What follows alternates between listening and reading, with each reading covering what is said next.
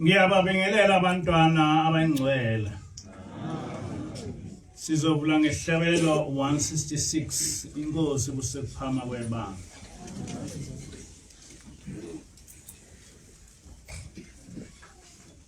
Sinezwi lakho Nkosi sinokuphila ngalo ake sinezwi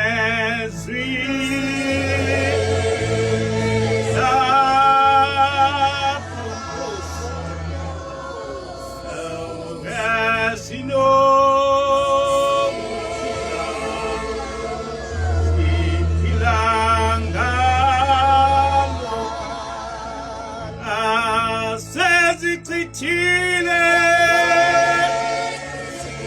izithaze angezwi lakho Nkosi sizichithile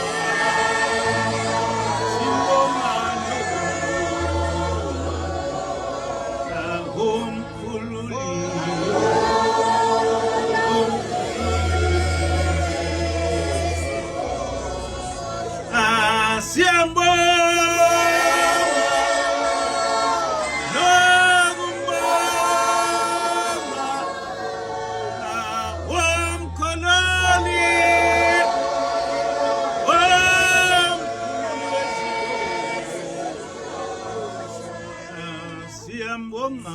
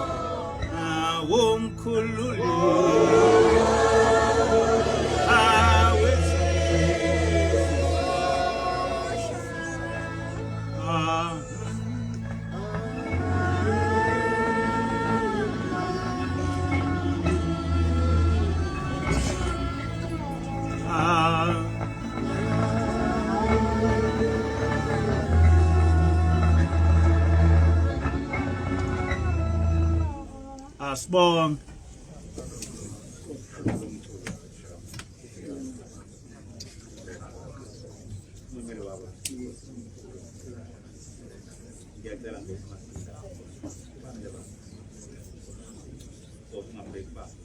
Amen.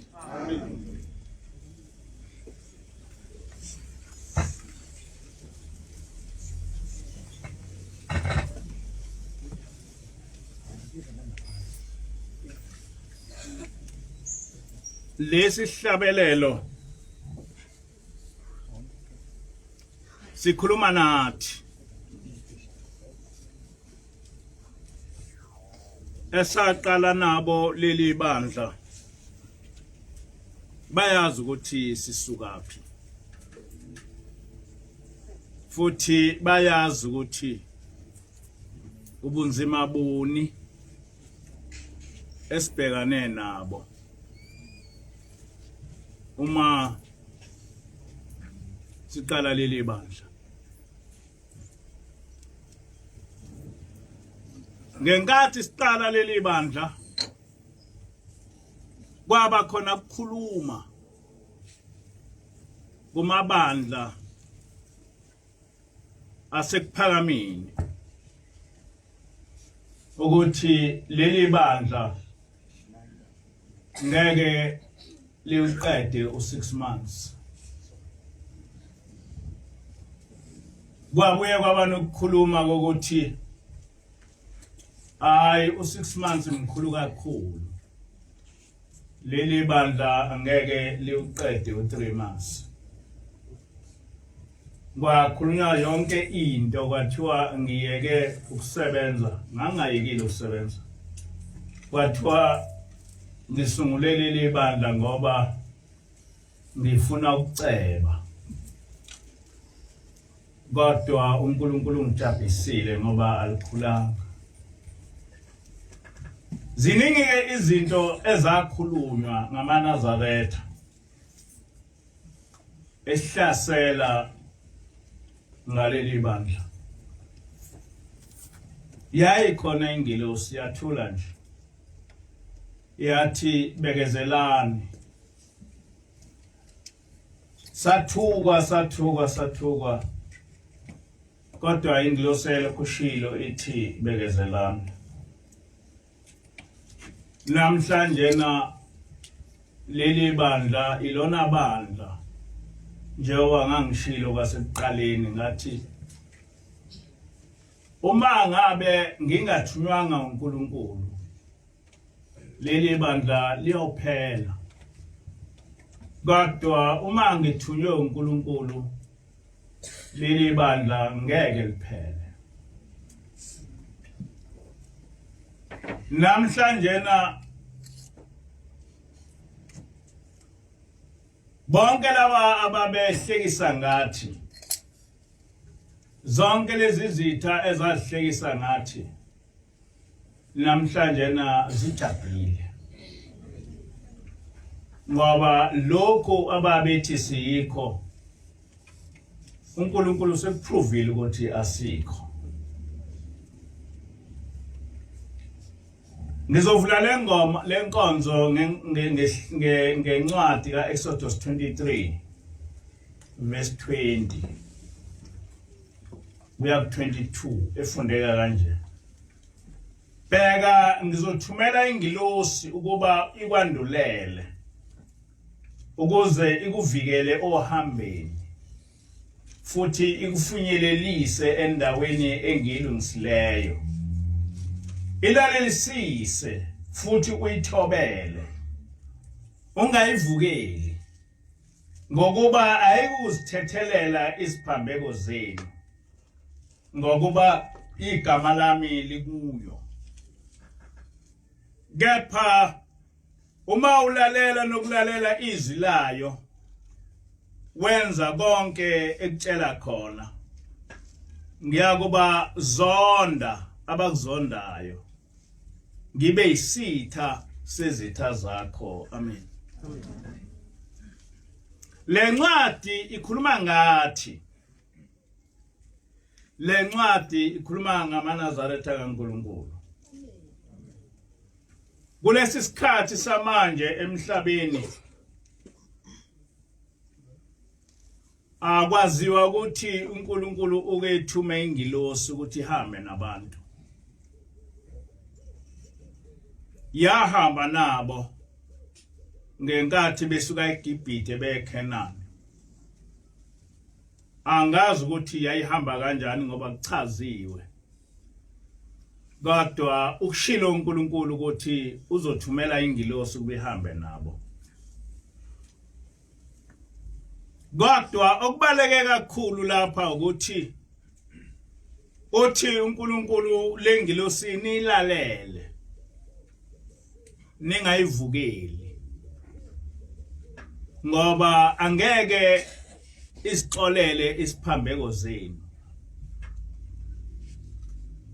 ngoba igama lalengilosi igama likaNkulunkulu likulengilosi. Uthi ke uNkulunkulu kapha uma nilalela lengilosi nikulalela lokho ekushoyo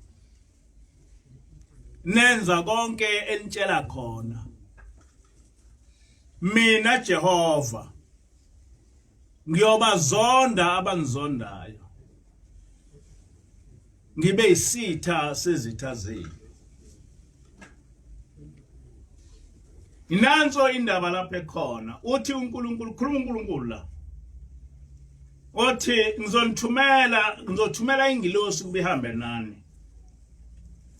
Kodwa le ngilosi engizoyithumela kuba ihambe nani nilalele. Ningayivukeli. Nenze konke enitshela khona.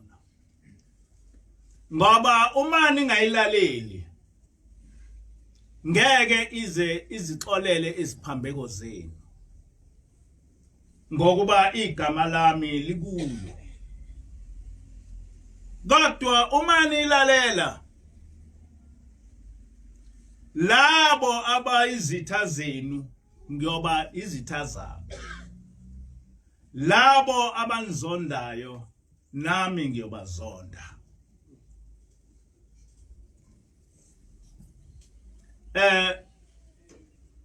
Lengilosi esihamba nayo yafika phakathi kwethu ngo-2016. Kuthathe isikhathi eside noma sihamba nayo kodwa singayiqondisisi. Maningi amaphutha esawenza sihamba nayo. Noma sesibonile ukuthi ingilosi kodwa kwangagcwali kithi ukuthi njengoba kuyingilosi nje yini eyifunayo nalento eyifunayo ukuthi siyenze kanjani. Ngalokho sasijwayele ukuthi sithethiswe. Ingilosi ifike isithukuthele. Ngoba ingilosi iyathukuthela. Ingilosi iyacasuka. Futhi ingilosi iyajabula. Uma ijabula na uyabona ukuthi ujabule lo muntu wasezulwini. Uma futhi isithukuthele uyabona ukuthi usethukuthele lo muntu wasezulwini. Ngakho ke ekuqaleni sasiwenza lawo maphutha. Lapha sike saba namakholwa esasiqale kuleli banda sihamba nawo angamaNazaretha ngokuzalwa. Kodwa kwathi noma bephakathi kwethu ababona ukuthi ingilosi le nabo njengabantu bangaphandle bathi sinamanga basho yonke into. Ngiyakhumbula ukuthi kwaba khona abathi sebengabavangeli. Kwathi uma kubekwa umthetho noma kuvuselelwa umthetho ukuthi ngenhlangano akufanele ukuthi uhlanganise nomyeni wakho. Nomyeni wakho akufanele ukuthi ehlanganise nawe. Bakwenza lokho ngenkani. Bathi mabekwenza futhi bakushumayela lokho. Nangesabatha babehlangana bengabagcotshwa, omunye waye umvangi umshumayeli, omunye engumkhokheli. Kodwa kuthi makuyisabatha bengabanaso isikhathi saleyo nto. Futhi bekushumayela ukuthi bona isabatha lapho labo liqala ekseni ngesabatha. Yafika ingilosi ithukuthele kakhulu. Yathi lento eyenzekayo yayisiyachazela ukuthi uma umuntu ehlangana nomuntu wesifazane kuzosa kube isabatha. Uma umuntu ehlangana nomuntu wesifazane eya emgidini noma ngomhlangano, kuya ukuthi uma bese emgidini lo mgidi bese uyanuka wonke. Ngenkathi lo mgidi unuka uNkulunkulu bese esuka ngoba uzwa umgidi unuka. Kanti unukiswa umuntu oyedwa. Nangesabatha uma ungena lapha esabathweni kade ulele nomngakho, yonke lenkonzo iyayinuke. Uma isinuka uNkulunkulu bese uyasuka kuye engangeni kuyo. Kwasuka lapho ukuthi ingilosi ithi uma ngabe kuyisabatha abantu bonke behlambuluke. Uma ngabe kuywa emgidini abantu bonke behlambuluke. Kodwa ukuhlambuluka akuchazi ukuthi awusena sisono. Kodwa ukuhlambuluka kuchaza ukuthi uNkulunkulu engasuki phakathi kwethu. Leli phunga libe ngelakho wedwa lingasehleli thina. Kodwa akuchazi ukuhlambuluka ukuthi awusena sisono. futhi asikwazi ukuthi thina bese sithi ngoba usohlambulukile awunasi isono. Cha, unesono. Kodwa into engifuna ukuba lapho ngingakafiki lapho, labo bantu bahlubuka bonke abakho nje ngoba bathi bephakathi kwethu basibukela phansi, nami bangibukela phansi, nomkhokheli bambukela phansi, babona kuyinto nje eyenziwe yithina ngoba sithi sihlakaniphile. Nalengilosi esithi khona ayikho ngoba bona bengayiboni. Ngiyaneluleka ke nina ukuthi lo moya unganingeni.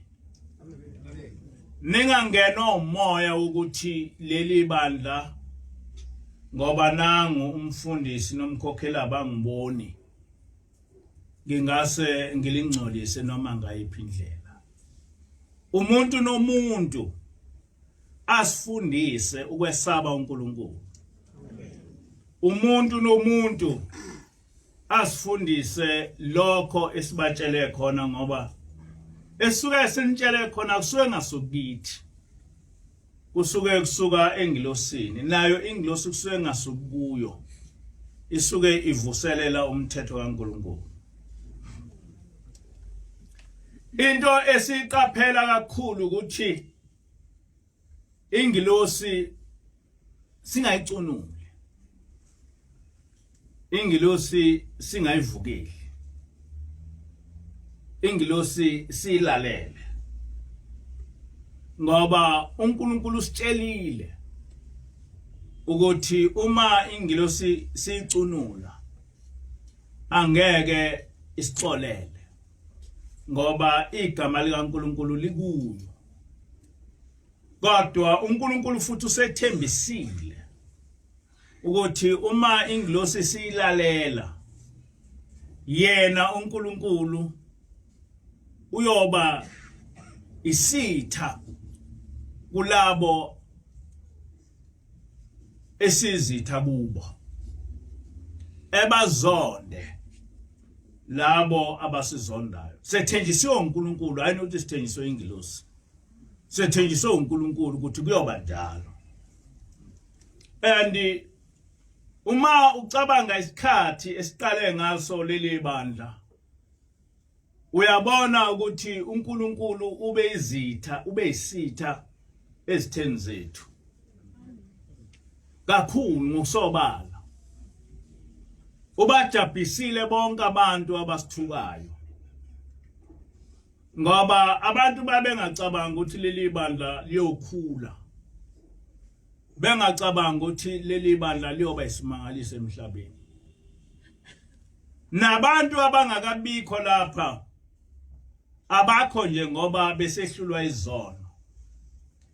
Kodwa bonke abantu bayabona ukuthi uma ufuna ukuya ezulwini woza kuleli bandla. Uma ufuna ukuya ezulwini lalela ukukhulunywa leli bandla.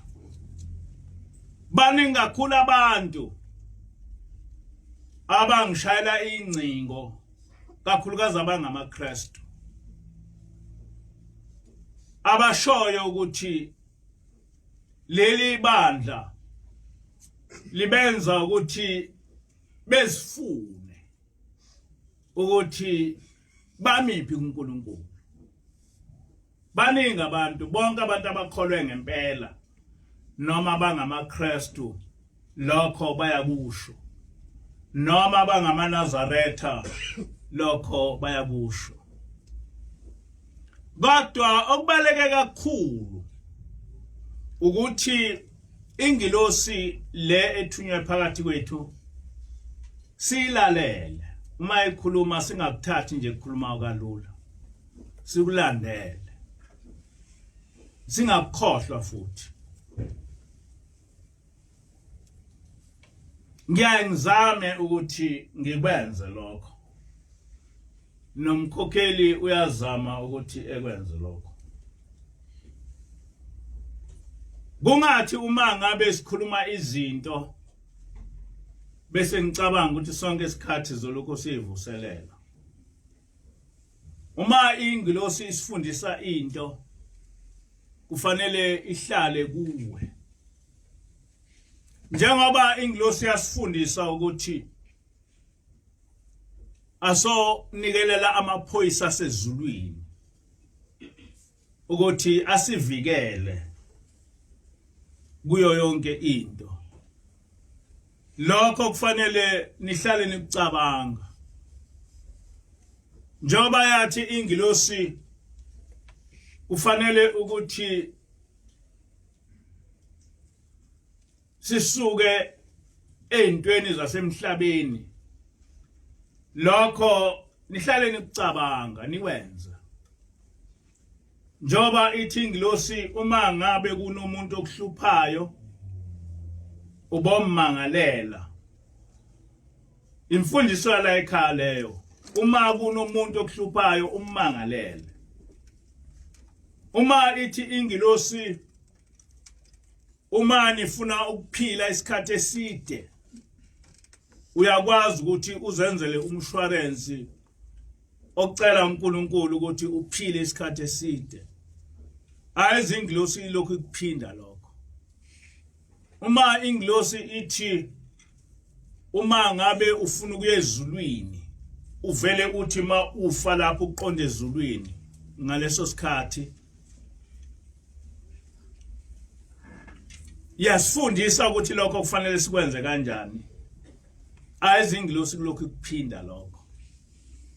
Ziningi izinto esifundiswe ingilosi. Uma ithi ingilosi uboyinikelela ingilosi yakho nikwenze lokho. Ngoba ayikho into edlula ukunikelela ingilosi yakho. Ngoba sonke njengoba silapha nje sibhekwe izingilosi. Kodwa okukhulu kunakho konke ukuthi ingilosi lena esinikiwe silalele. Ungahambelani ngokuthi hayi ngiyayimukela lento noma ngiyemukela, kodwa uyilalele. Ngaphambili umholi wasethembezinhle umsebe ngangejwayelene kakhulu naye. Sasike sivakashelana.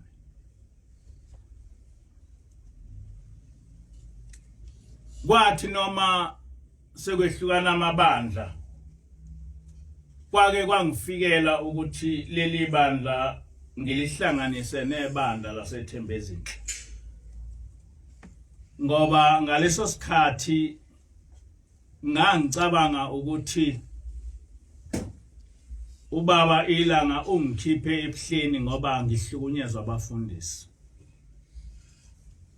Kodwa ingilosi uma isifika ithi cha, awukhishwanga ebuhleni ngoba uhlukunyezwa abafundisi.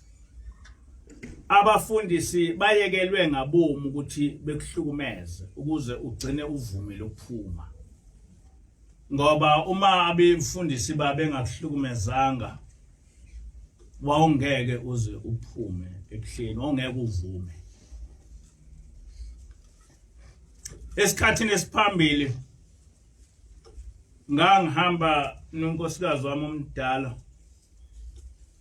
Ngaleso sikhathi ngangisabahamba kakhulu abantu ababonayo. Uma ngifika kwesinye isayoni sithi sayoni wena uzohamba uhambe ube nebandla elikhulu. Leli bandla elikhulu ngelomprofeti. Sithi ke lesayoni kodwa leli bandla ngeke ulakhe nalonkosikazi. Ukhona unkosikazi ozomnikwa wakhe na leli bandla. Ekusho lokho unkosikazi wami ekhona. Ngathukuthela kakhulu ngathi siyangibhedela lesayona sicabanga ukuthi mina ngaphuma ebandleni lamaNazaretha ngakhe ibandla kodwa sesishila isayona ukuthi leli bandla ngelika baba mkhulu kodwa ngacabanga ukuthi siyangibhedela kanti asibhedi sayona uNkulunkulu sitshela iqiniso Ninkosikazi wami akuzange wamphatha kahle lokho ukuthi leli bandla ngeke ngilakhe na kodwa ukhona unkosikazi engibekele ukuthi ngokwakha naleli bandla angikho ke lapho kodwa ngikhuluma ngokuthi ingilosi ithi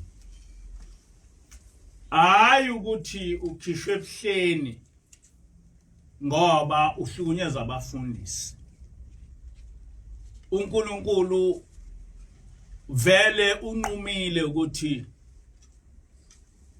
umakhele ibandla kodwa abafundisi badedelwe ukuthi bakuhluphe ukuze kugcinene ubone ukuthi awunayo indawo la kodwa abafundisi bayeke ngabomu ukuthi bekuhluphe ukuze ugcine uyenze lento oyitshelwa uNkulunkulu ngoba uma ngabe abafundisi bebengakwenzanga lokho bungeke uvume lokho namanje ngangeke ngikuvume futhi angikuvumanga ngenkathi ngilose ngitshela ngahlubuka ngathi ngivele ngabona ukuthi khona into ecathamelwa yilo muntu usethi manje ngihlubuke kodwa ngelinye ilanga senginqabile kwathi ngoMeyi yathi ngilose ungayi kuMeyi ngathi nangoke lo muntu usethi angingayi kuMeyi ngiyaya kuMeyi kodwa ngithena ngisathi ngiyaya kuMeyi ngashayelwa ngomunye umfundisi wathi ungezi kuMeyi ukhona uzungu olwakhiwa ngawe hawu kunjalo wathi ungalobothi ungezi nje kuMeyi ngase ngiyamlalela ke lo mfundisi kodwa ingilosi angiyilalela yangitshela ingilosi kodwa ngathi ayikho lento yalomuntu sethi manje angayi emhlanganweni ngoba ngangenzeki mina ngingayi emhlanganweni kodwa kwangashalwa ucingo umfundisi wathi ungalokuthi uzwe kuMeyi ngithe ngisabheke lapho kwafika abafundisi lapha abayinqwaba nabavangeli bezongikhipha leli bandla engangilihola la ePaintown lalikhulu ngendlela isimangalisa ngesebuhleni kusuka amabandla yonke indawo beza lapha kodwa ibandla lalwa lenqaba ukuthi ngiphume kodwa isifika ingilosi ithi ngithunywa ubaba ilanga uthi angikutshele ukuthi uma ungaphuma ebuhleni laba abafundisi bazokukhipha uma ususebuhleni kodwa uma bekukhipha mina Shembe ngeke ngisayihlanganisa nawe ngoba uyobe usungcolile ngakho ke khetha phakathi kokuthi uphume manje ngikwazi ukusebenza ngawe noma uphume ebuhleni usoxoshwa abafundisi uhambe uyophuza utshwala noma uthathe intambo uyibulale yayisithi ingilosi ukhetha kuphi ngathi mina ngikhetha ukuphuma manje ngiyosebenzela uNkulunkulu ngase ngiyaphuma amen ngizama ukunitshela ukuthi kubaleke kangakanani ukulalela ingilosi uma ithunyelwe kuwe uNkulunkulu bengikhuluma ngendaba yaseThembezinhle ukuthi umholi waseThembezinhle sasingabangani naye kodwa ngelinye ilanga ingilosi yayisiyakhuluma yathi ezulwini akwemukelekile ukuthi uhlanganise nethemba ezinhle. Ithi-ke ingilosi lo mholi wasethemba ezinhle uthi uma ethatha ibandla lamaNazaretha uyobe ulanda into yakwabo. Lokhu kukhuluma ukuthi ulanda into yakwabo kumthukuthelisile ubaba mkhulu, kwamthukuthelisa nobaba inyanga yezulu, kwamthukuthelisa nobaba ilanga. Ithi-ke ingilosi ubaba inyanga yezulu wamenyezelwa ubaba mkhulu ukuthi ebe umholi waleli bandla emva kwababa ilanga. Lokho nobaba mkhulu wayekuthathe uNkulunkulu. Ubaba inyanga yezulu ungumprofeti waleli bandla kanye nobaba ilanga nobaba ubaba mkhulu. Ithi-ke labo abakuphikisayo lokho basazobhekana noNkulunkulu. Ithi-ke inyanga yezulu ubaba inyanga yezulu wayekuthanda wena, ekukhonzile. Ubaba inyanga yezulu wakutshela wathi ukuwa nokuvuka kwaleli bandla uNkulunkulu ukubuza kuwe. Ithi-ke namanje ubaba inyanga yezulu wethemba wena ukuthi wena uzomlwela. Ngakho-ke lo mholi wasethemba ezinhle uyisitha sakhe ngoba uyamthuka. Usafana naye lo wokuqala owahlala ekuphakameni. Uma bethi lento ngiyakwabo bathuka ubaba mkhulu, bathuka inyanga yezulu, bathuka uNkulunkulu. Ngakho-ke ungayihlanganisi nabo. Lento ekuqaleni yabalukhuni kimi ngoba ngangimkhonzile umholi wasethemba ezinhle. Kodwa ingilosi yakukhuluma lokhu futhi eyayikhuluma yayingaqamba amanga. Lo mholi wasethemba ezinhle wayishilo ukuthi uyoyilanda into yakwabo. Lokho kwavezwa egcineni ngalesikhathi ingilosi ikhuluma bangakaveli. Kodwa uSidumza wakuveza kuFacebook. Wathi umholi wasethemba ezinhle lokhu wakusho ngo1982 waze wabeka abafundisi oyosebenza nabo. Wayesethi kuSidumza ke leso siprofeto somholi wethu sesiyafezeka, useyilandile into yakwabo. Ngiyafisa ukuba ngikukhulume lokhu ngoba ingilosi ithi yonke into uyikhulume usaphila, ngoba uma ungasekho bokhulunywa okunye. Ithi ingilosi abantu abaningi ngisho amakhosi ba frustrated ezulwini ngoba umuntu uyayithi mayesehambile emhlabeni ebona ngasahambi ngendlela noma ngasakhulunywa lento eyikhuluma owayikhuluma bethola ukuthi abasakwazi ukuthi bebuyele emhlabeni beyikhulume leyo nto. Manje na-ke ngiyafisa ukuthi lento ngiyikhulume noma ngingasekho niyazi ukuthi lento yokuthi ngisuke ethemba ezinhle kwenzeka kanjani. Leli gama lokuthi umsebe welanga abantu basethemba ezinhle baphuca thina. Abantu basethemba ezinhle bephuca thina. Kwafika ingilosi kusekhona ubaba uThimbo yaqamba leli thempeli kuthiwa lithiwa yini igama lalo ngoba ha embonisweni leli gama lokuthi kuse emsebeni umsebe welanga lafika ngaphambi kwegama elithi umbonisweni lafika nengilosi sisahlangene singamaNazaretha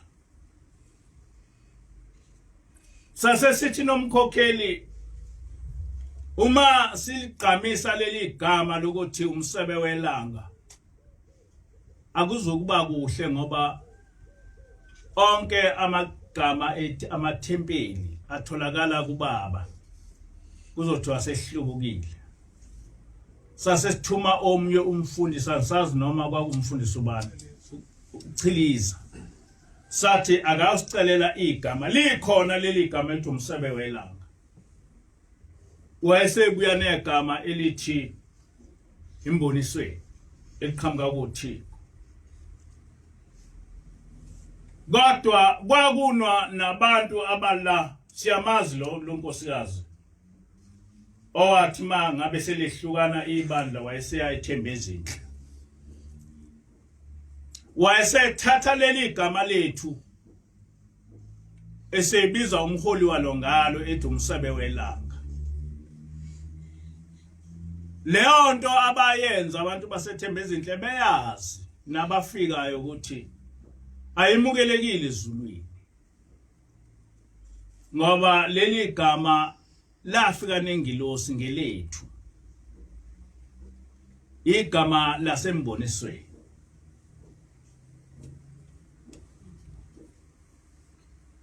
yakhuluma ingilosi ukuthi okunye okucasule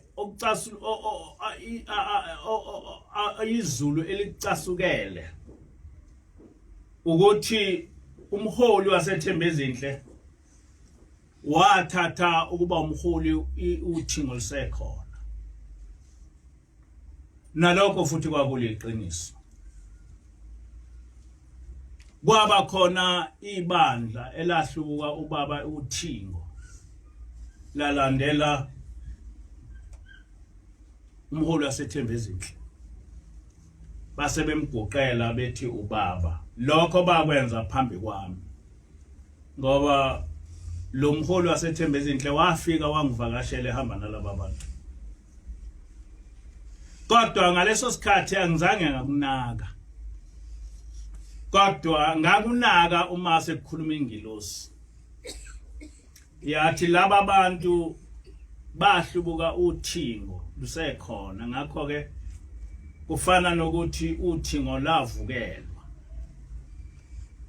ngoba laba bantu bethi balanda into yakwabo inhlamba enkulu leyo ezulwini ukuthi silande into yakwethu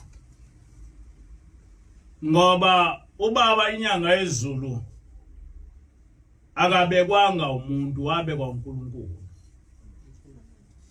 wamenyezelwa ubaba mkhulu lokho ngakutshela ingilosi angikwazi ukuba ngikuphike ngoba ingilosi yayikhona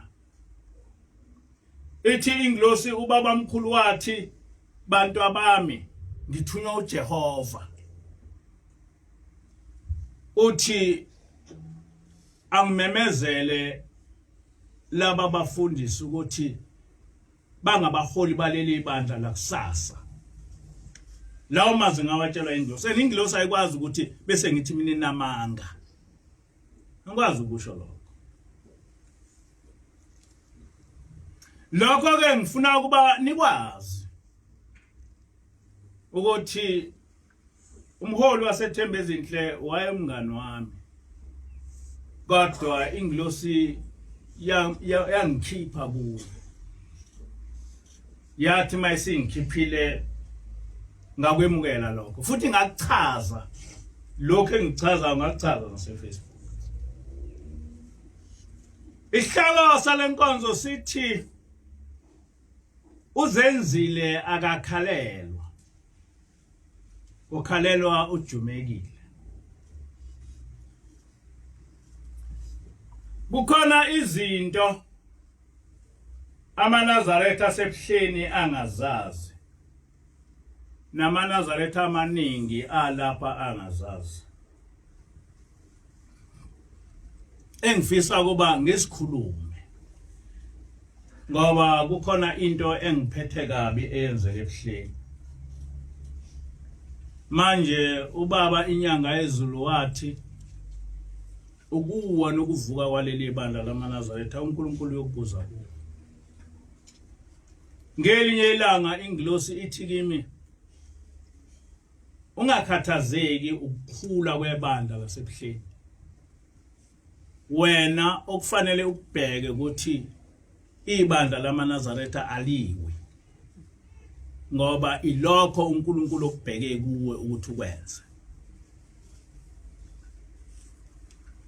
Ngenkathi umholi waseThembezinhle emangalela uNyazi,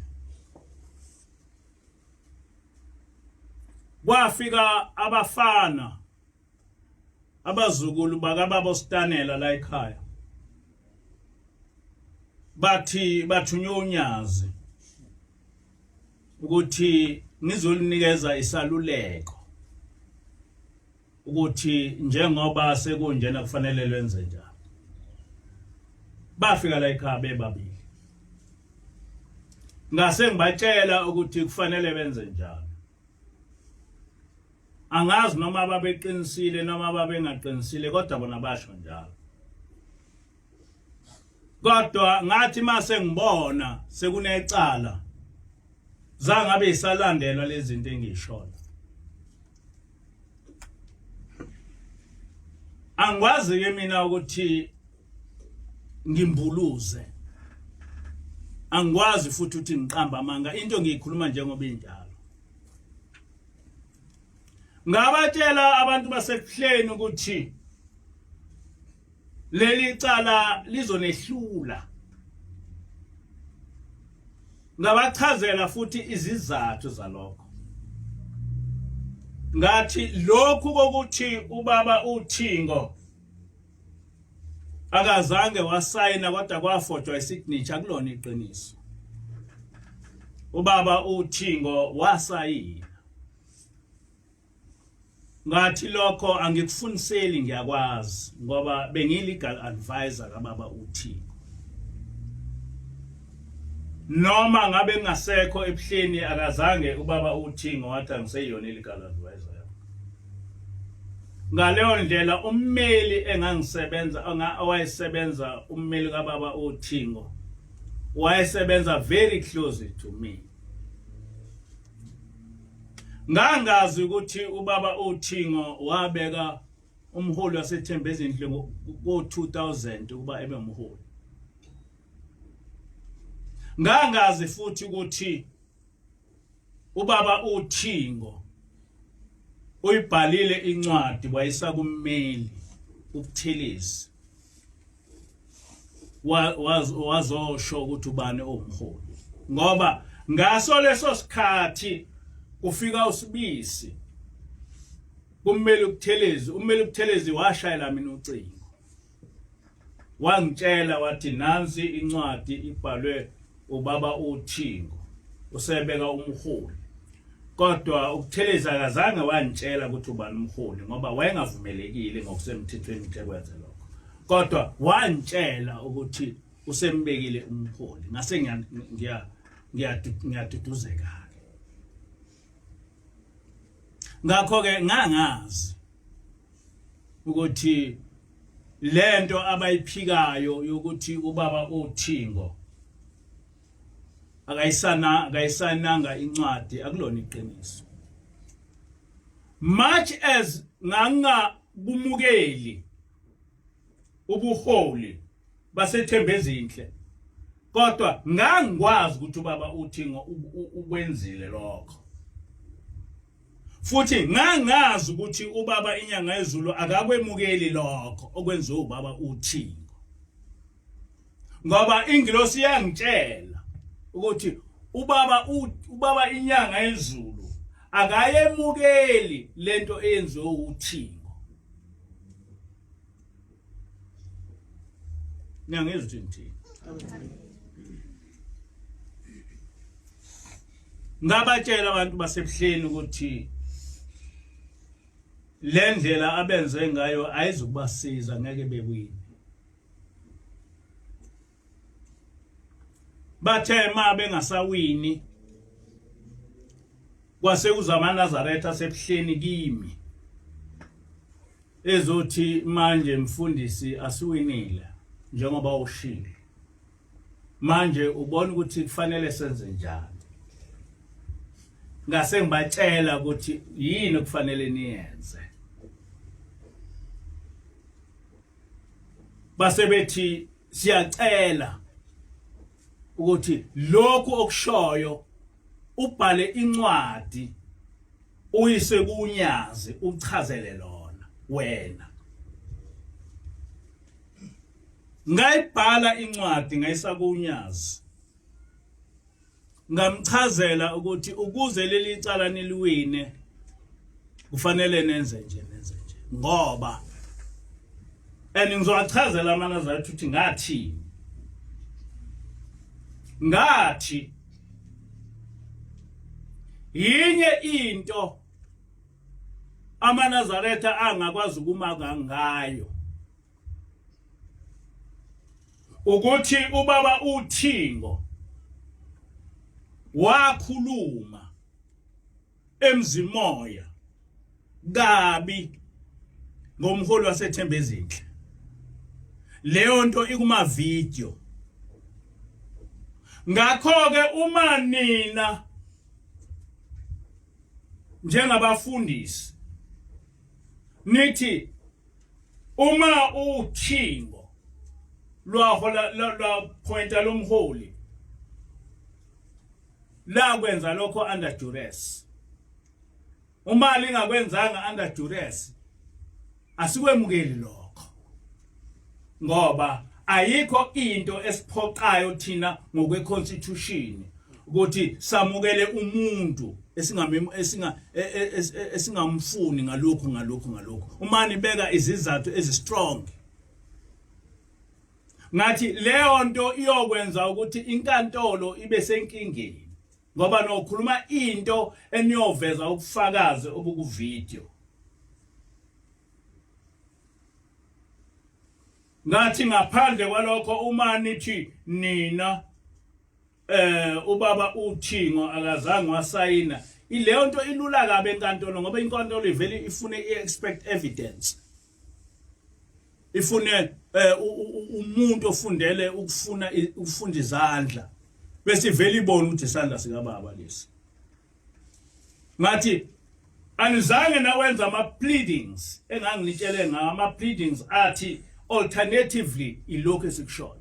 Navele nasho nje into eyodwa ngeke nizeni wini. Ngathi ningaliqhubi leli cala. Yenzani lokho engitshela khona. Leyo ncwadi yayawufika kuNyazi. Ithema esifikele kuNyazi. Lwathi uNyazi angazi lutho ngendaba amacala. Ngicela ukuthi lolu daba nilidlulise kumfundisi uNzama nenkosi uMqoqi. Sakwenza lokho. Ngahlangana nomfundisi uNzama la eThekwini. Ngahlangana nenkosi uMqoqi la eThekwini.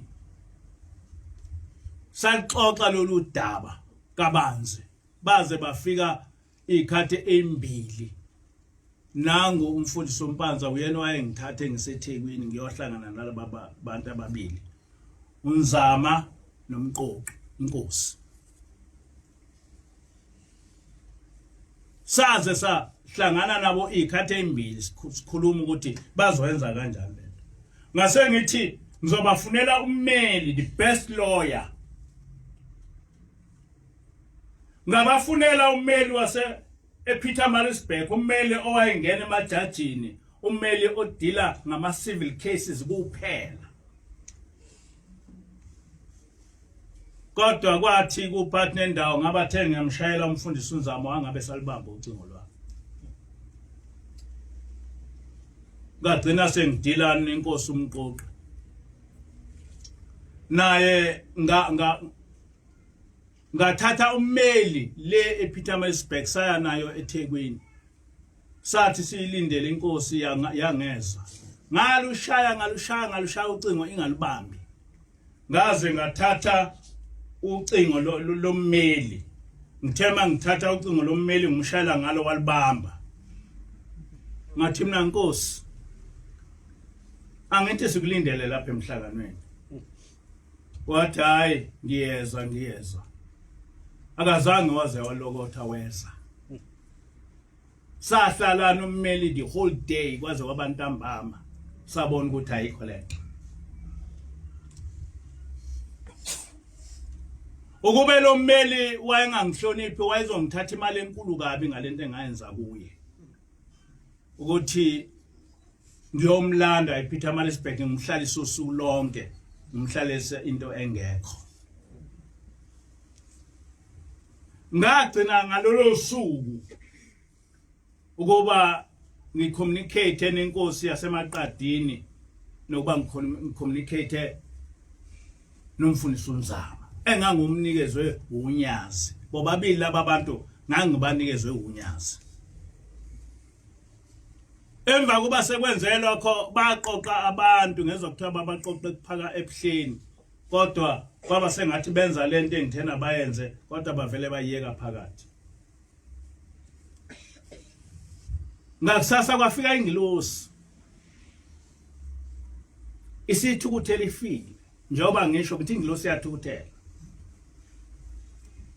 yathi kusukela namhlanje ungaphinde uyihlanganise nalento laba abantu bayakuthuka bathi abakwazi ukuthatha iseluleko ukuyiphekula ngakho ke phuma kuyo ungaphinde uyihlanganise nayo kusukela ngaleso sikhathi anzange ngaphinde ngayihlanganisa naleyo nto baledlulisa icala balisa ePietermaritzburg ku full bench behluleka baya eBloemfontein bahluleka njengoba manje beze behluleka kuyilokhuza ku constitutional court bekwenza lokho ngibatshelile kusukela ngaleso sikhathi ingilosi ayizange yabuye yaphinda yakhuluma ngendaba yecala lasebuhleni yakhuluma nje ngento yasebuhleni yagcina ngalolo suku ngikhuluma ngokuthi uma uNkulunkulu ethuma ingilosi uthi ingilosi ungayicasuli yakhuluma amazwi abhlungu yawazi umkhokhela uzokwaphila kodwa lento ingilosi eyayisho yenzeka njengoba yenzekile ngakho ke kunamanazaretha ethi ukube ngangenela ngabe abakho kulento ngangenela futhi angenelanga ngomtshontsha nganikezwa umfundisi uNzama nenkosi umqoqe ngabanikezwa unyazi ngingekho ekuphakame ebuhleni ngakwenza lokho amanazaretha kufanele kwazi ukuthi ngakwenza lokho kodwa umuntu abantu abangenzela phansi abantu abangabonanga ukuthi ngiyini umfundisi uNzama nenkosi yasemaqadini ibona abakwenza lokho kodwa lento ingiphethe kabi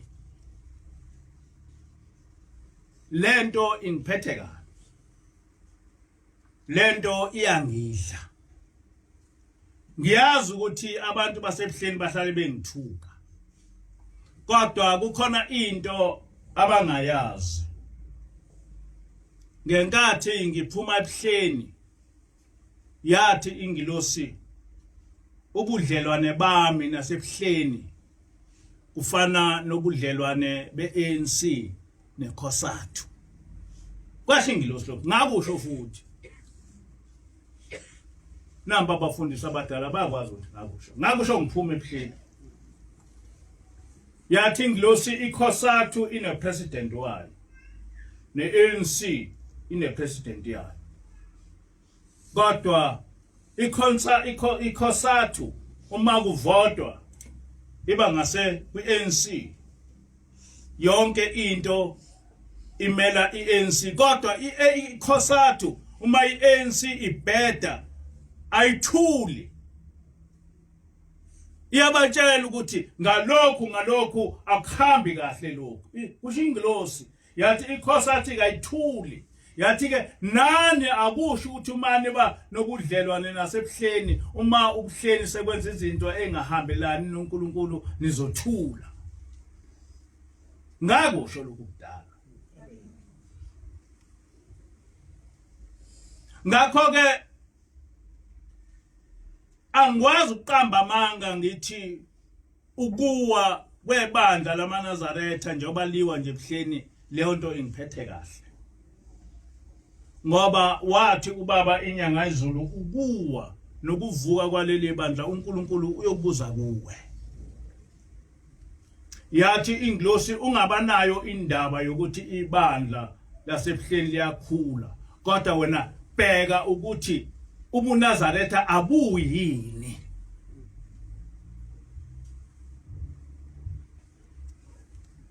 ukuwa kwebandla lasebuhleni ukuwa kobuNazaretha angisho ngoba bebehamba ngendlela kaNkulunkulu kodwa ukuthi abantu abazigidi begcine benganayo umholi that is a disaster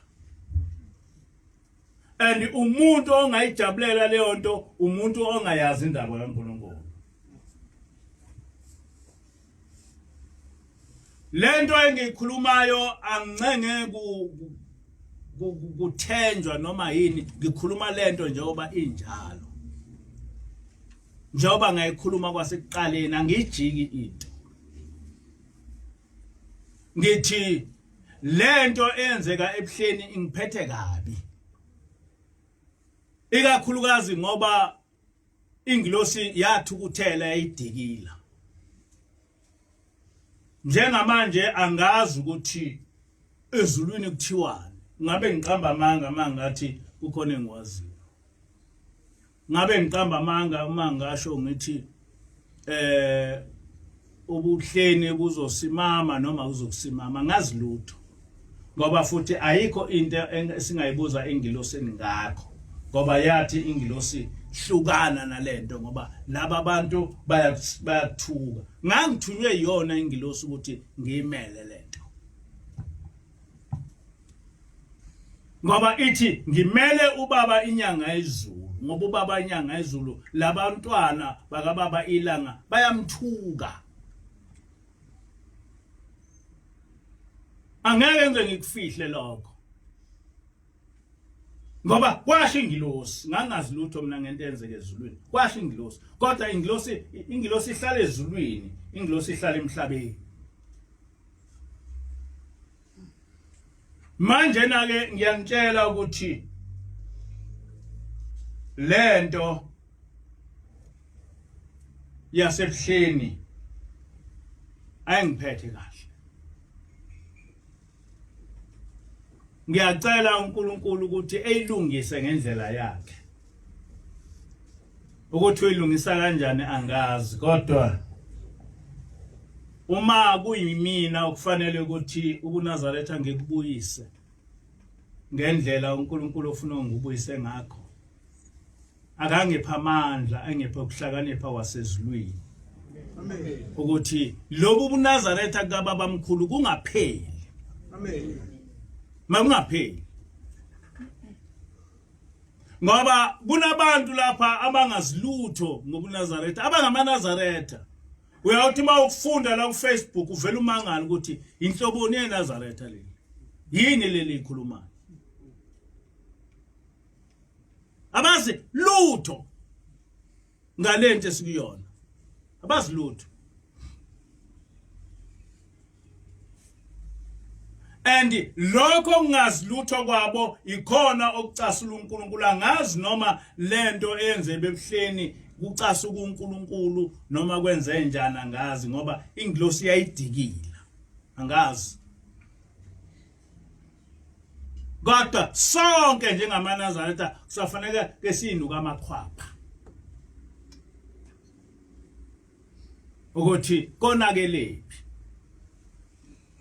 Kodwa kulokhu kwecala ngifisa ukuthi amanazi etekwazi ukuthi abantu abangivimba ukuba ngiqhubeke naleyo nto umfundisi uNzama nenkosi umqoqi. Noma sengifile bekwazi lokho. Ngoba laba abafundi lo umfundisi umqoqi nenkosi uNzama ngabanikezwa unyazi ukuthi ngisebenze nabo. Kodwa bangenza isiphukuphuku.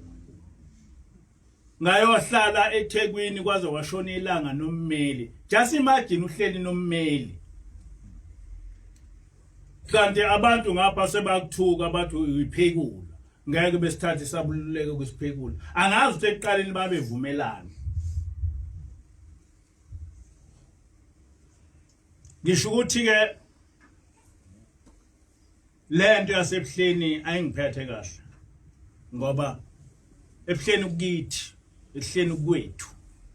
Ngayo yonke into. Futhi ngithunyiwe ukuthi lento yobuNazaretha ngiyilungisa. Uma ingasalungiswa yimina iyolungiswa ubani ngoba ezulwini kwakhethwa mina ukuthi ubuNazaretha ngikumele. Niyangizwa ukuthi ngithini?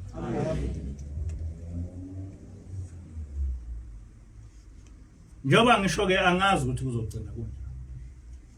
Nokuthi kwenzekani manje angazi. Ngoba angisayingeni indaba yakhona. Ngavinjelwa inkosi umqoqi. Ngavinjelwa umfundisi uNzama.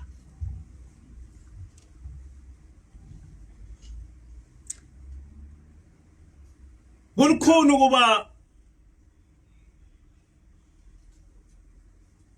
ukusebenzela uNkulunkulu.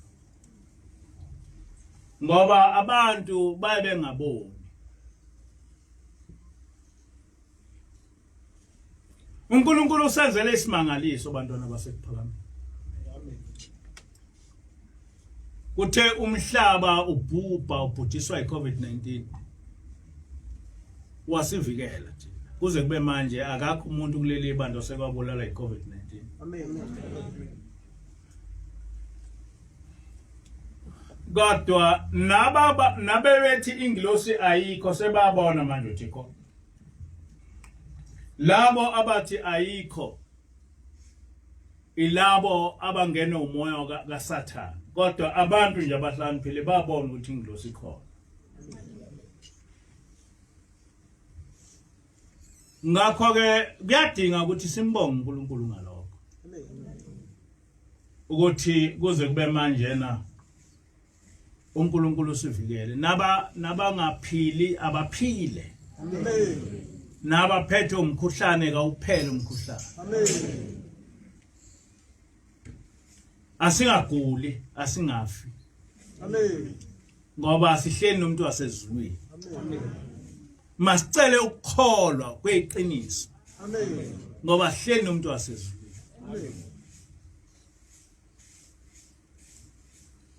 Kulamasonto edlule noma kulenyanga edlule ngakhuluma ukuthi ingilosi yakubeka indirectly ukuthi asithandazele abantu bazophila nabaphethwe iCovid-19 bazophila. Ngase ngizama ukuthi siphume kakhulukazi ngangimisele ukuthi siye eGauteng ngoba eGauteng kwakukubi kakhulu. Kodwa sithe sithi sakulungiselela lokho kwasekuqhamuka yo level 4. Kwathola ukuthi asakwazi kuye eGauteng. Kodwa umfundisi uNtuli noZulu bahamba baya esibhedlela. Ngazi noma bahamba baya esibhedlela esodwa noma ingaki kodwa bona baya esibhedlela. bayothandaza.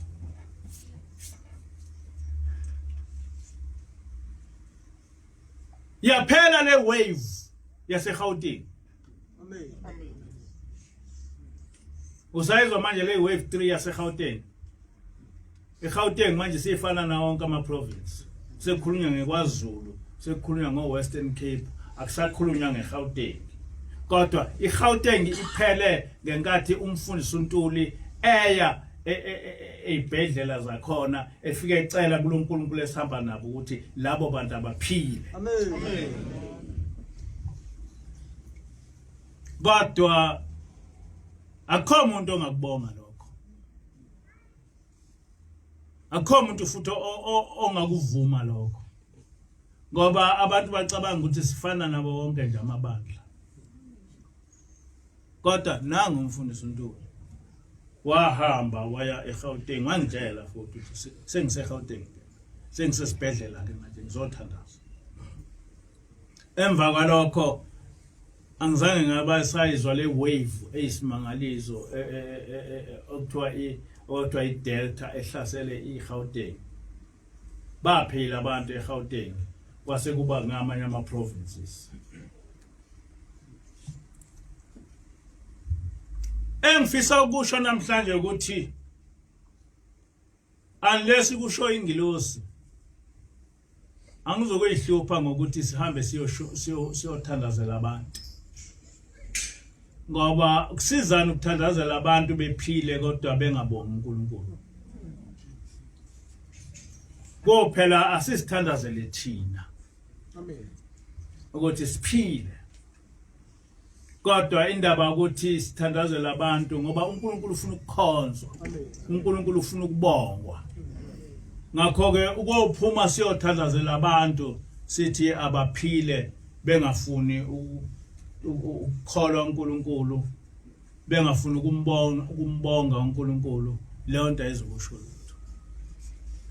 Bayoze bebuze thina ukuthi nina nenza ngani. Bayoze bebuze thina ukuthi nina nenza ngani. Kosi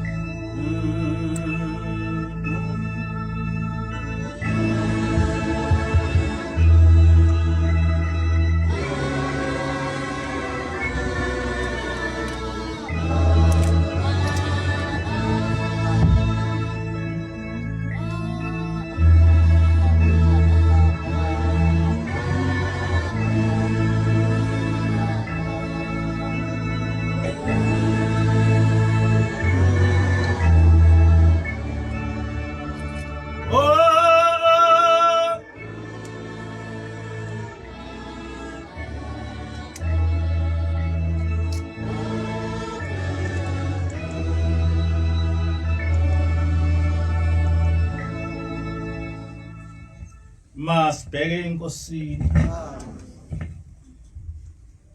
uNkulunkulu wasekuphakameni. uNkulunkulu ukaShembe. Ngibeka Nkosi laba abantwana abaphambi kwakho. Abeze Nkosi ukuzokukhonza. Ngibeka Nkosi nabantwana Nkosi abangekho lapha. Kodwa abayilalele lenkonzo. Ngiyacela Nkosi kuba ubaphilise. Ubaphilise Nkosi nakulesi sifo. iCovid-19. Ubaphilise Nkosi nakuzo zonke izifo. Nakuyo yonke imikhuhlane.